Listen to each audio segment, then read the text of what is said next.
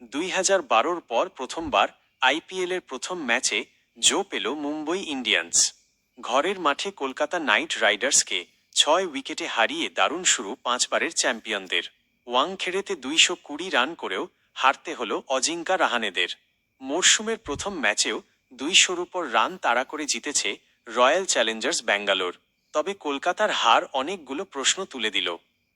যে 5 কারণে হার কেকেআরের: বোলিংয়ে অনভিজ্ঞতা, বোলিং বিভাগে বিশেষ করে পেস বোলিংয়ের ক্ষেত্রে সমস্যায় কেকেআর।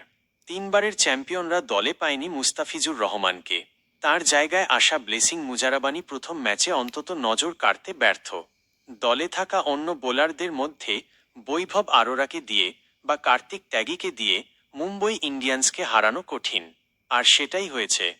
ক্যামেরন গ্রিনকে ব্যবহার না করা দলে ছিলেন ক্যামেরন গ্রিন, তবে তাঁকে দিয়ে কেন বল করানো হলো না সেটা নিয়ে প্রশ্ন উঠবেই। যখন দলের সকলেই রান খাচ্ছেন, উইকেট আসছে না, তখনও কেন তাকে বল দেওয়া হলো না, প্রশ্ন উঠবে তা নিয়েও। টি20 ক্রিকেটে গ্রিন অন্যতম বড় নাম, ফলে তাঁকে ব্যবহার না করা বড় ভুল। ব্যাট হাতে মাঝের ওভারে রান না পাওয়া ব্যাট হাতে ফিন অ্যালেন, অজিঙ্কা রাহানে দারুণ শুরু করেন। তবে এই দুই ব্যাটার আউট হওয়ার পর শার্দুল ঠাকুর ও জশপ্রীত বুমরা কেকেআরের রানে লাগাম পড়ান। এমনকি হার্দিক পান্ডিয়াও দারুণ বল করেন, ফলে রান অনেকটা আটকে যায়। 220 রান করে এই উইকেটে মুম্বই ইন্ডিয়ান্সকে আটকানো যে কঠিন হবে তা মুম্বইয়ের ইনিংস শুরু হওয়ার পর বুঝিয়ে দেন রোহিত শর্মা ও রায়ান রিকেলটন। এরপর ম্যাচ জিতে নিতে খুব একটা সমস্যা হয়নি। স্পিনারদের ব্যর্থতা স্পিনাররা ভাল করতে পারেননি।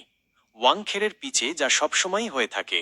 সুনীল নারিন, বরুণ চক্রবর্তীরা কার্যত পাত্তাই পাননি। 4 ওভারে 48 রান খেয়েছেন বরুণ।